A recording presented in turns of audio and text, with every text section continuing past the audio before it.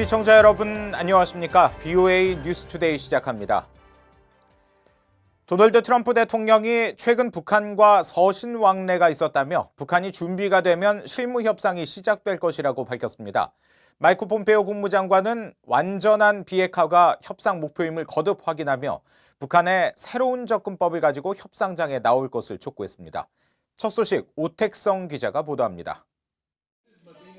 도널드 트럼프 대통령이 최근 북한과 편지를 주고받았다고 밝혔습니다. There was a little correspondence recently, very positive correspondence with North Korea.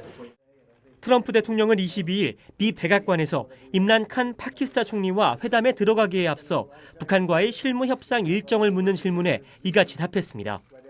다만 이 서신 교환이 자신과 김정은 위원장 사이에 이루어진 것인지 또 언제 어떤 형식으로 전달됐는지는 설명하지 않았습니다.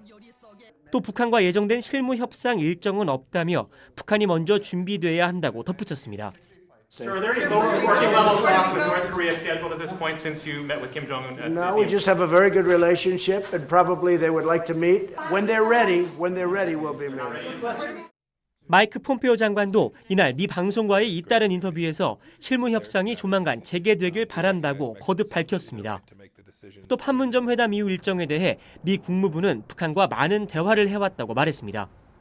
그러면서 김 위원장은 협상팀이 다시 협상 테이블로 돌아갈 수 있도록 하겠다고 약속했다며 그때는 북한이 이전과는 다른 입장을 가져오기를 희망한다고 다시 한번 강조했습니다. 폼페오 장관은 또 같은 날 미 플로리다주 올랜도에서 열린 해외 참전용사 전국대회에 참석해 미국이 현재 대북 압박을 유지하며 대화의 손을 내밀고 있다고 말했습니다. This is an important step towards achieving America's ultimate objective, the denuclearization of North Korea. 폼페오 장관은 트럼프 대통령이 북한 문제 등에서 새로운 외교적 접근법을 과감하게 시도하고 있다고 말했습니다. 앞서 협상 재개 시점으로 제시된 7월 중순이 넘었지만 북한이 응하지 않는 가운데 미국은 북한이 새로운 제안과 함께 협상장으로 나오길 거듭 촉구하고 있습니다. VOA 뉴스 오택성입니다. 중국 통신 장비 업체인 화웨이가 비밀리에 북한의 이동통신망 구축을 도왔다고 미국 유력 언론이 보도했습니다. 최근 미중 갈등의 상징으로 부각된 화웨이에 대북 제재 위반 의혹까지 더해진 건데 전문가들은 화웨이와 북한과의 정확한 거래 시기를 핵심으로 지목했습니다. 김영권 기자가 보도합니다. 미국 워싱턴 포스트 신문은 22일 화웨이가 북한 정부의 상업용 무선 통신망 구축과 유지를 비밀리에 도왔다고 보도했습니다. 신문은 이 업체 내부 문서와 전직 직원 등 관계자들을 인용해 화웨이가 중국 국영기업인 판다 국제정보기술과 제휴해 적어도 8년간 북한에서 다양한 프로젝트를 수행했다고 전했습니다. 이집트 통신업체인 오라스컴과 북한이 합작해 지난 2008년 서비스를 개시한 고려링크에 기지국과 안테나, 다른 장비들을 제공했다는 겁니다. 아울러 통신망 관리와 보증 서비스도 제공했고 통신 보안을 위한 암호 알고리즘 개발에도 협력한 정황, 미국이 지난 2017년 대북 제재 위반 혐의로 제재한 중국 업체와 거래한 기록도 있다고 전했습니다. 화웨이와 판다는 국제사회의 대북 제재가 강화되던 2016년에 철수한 것으로 알려졌습니다. 신문은 여러 정황을 볼 때 미국의 기술 부품을 이용하는 화웨이가 북한 정권에 제재를 가하는 미국의 수출통제법 위반 여부에 대한 의문이 제기되고 있다고 지적했습니다.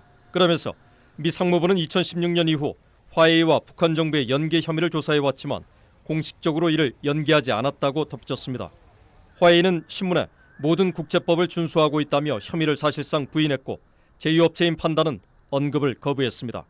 화웨이는 미국의 거래 제한 대상으로 지정돼 있고 미 법무부는 금융사기와 대이란 제재 위반 혐의로 화웨이를 기소한 상황입니다. 전문가들은 신뢰와 투명성이 부족한 화웨이와 북한 정권의 협력 가능성은 그리 놀랍지 않다면서도 대북 제재 위반 여부에 관해서는 정확한 정보가 더 필요하다고 말했습니다.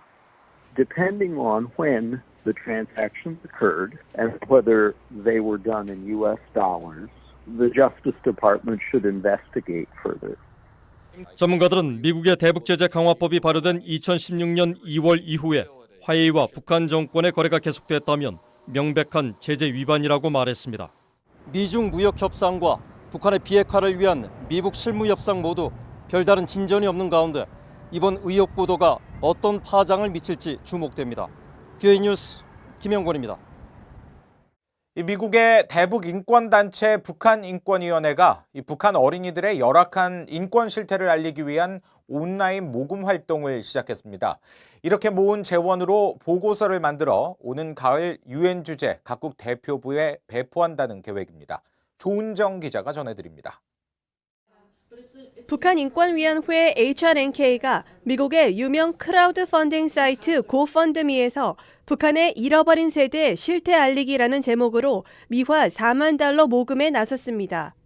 So this crowdfunding GoFundMe is for our report on North Korean children from 1990 until 2018.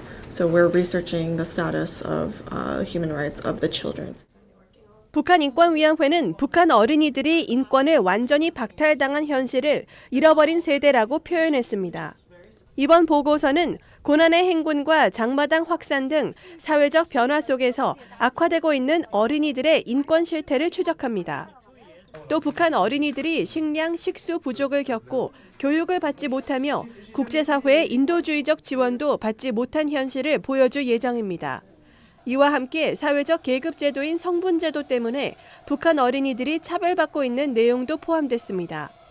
특히 최근에 북한 어린이 인권 실태를 담고 있어 다른 보고서들과 차별성을 두고 있으며 연구원들이 북중 국경지대를 직접 방문해 탈북자들을 면담하기도 했습니다.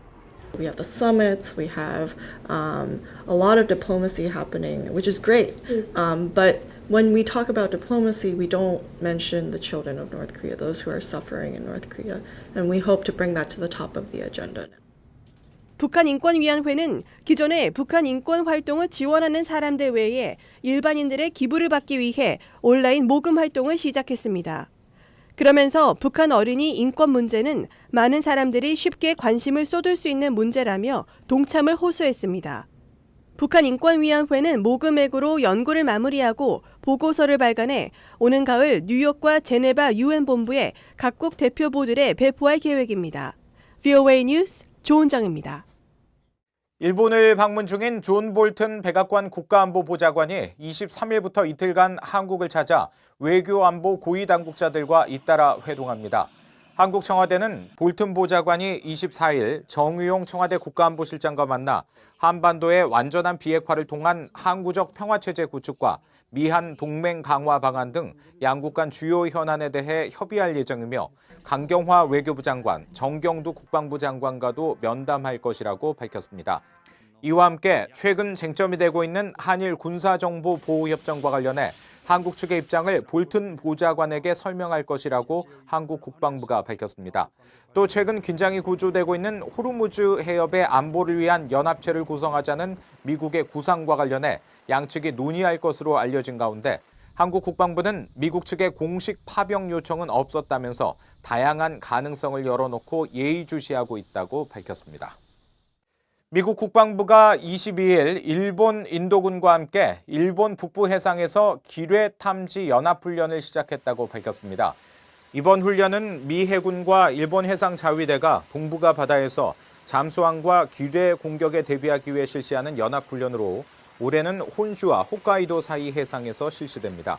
국방부에 따르면 미 해군에서는 제2기뢰전대와 제7기뢰제거전대, 일본 해상자위대에서는 기뢰 방어가 주 목적인 소해함 JS 우라가와 JS 분고 등이 참여합니다.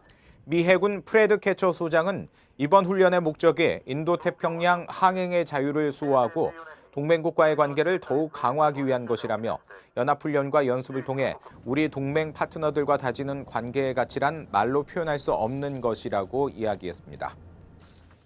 이번 주 북한이 본격적으로 장마전선의 영향을 받을 것으로 예상되는 가운데 유엔 아동기금 유니세프는 장마철 홍수에 대비해 북한의 구호 물품을 비축해왔다고 밝혔습니다.